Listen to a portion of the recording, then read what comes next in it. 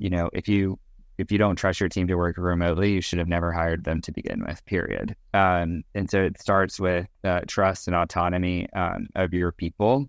And then, people, I rarely meet people that don't want a badge of honor, that someone who doesn't want to do a good job without something being sort of wrong, or the role just not being a fit in and of itself. Like if the role is the right fit, you're going to want that badge of honor.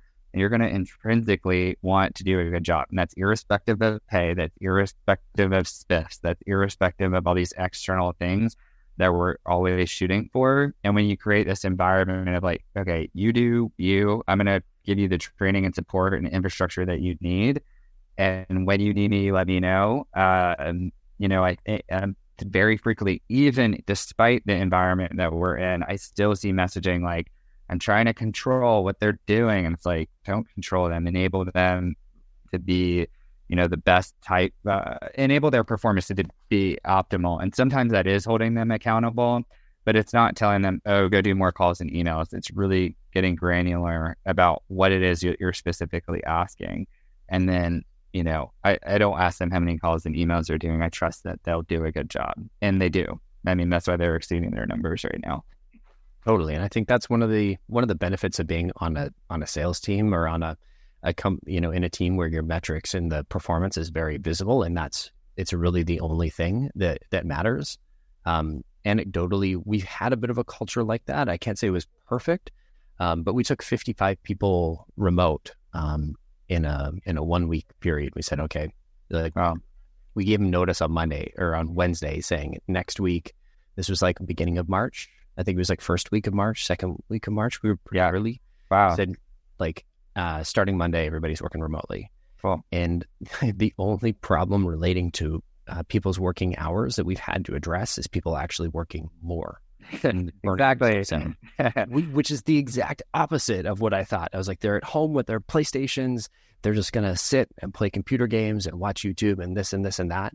And we've actually had to have some serious conversations about setting boundaries. Yeah, I'm guilty of it as well. I suddenly don't have a commute anymore, so I'm not exercising as much because I used to use my commute to run or cycle or whatnot, and find my day just expanded 2 hours. So it was the exact opposite of what I sort of feared would happen. I didn't fear that it would happen, but I think in general, in the past when I was thinking about a remote work culture, I had those same thoughts, concerns. How do we know people are doing their jobs?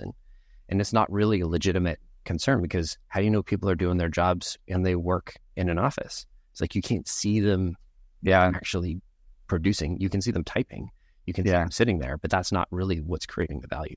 Exactly. And it's like the how part. And I think that people figured out the what part a long time ago, and they're like holding on to that. Now it's coming down to execution, messaging, targeting.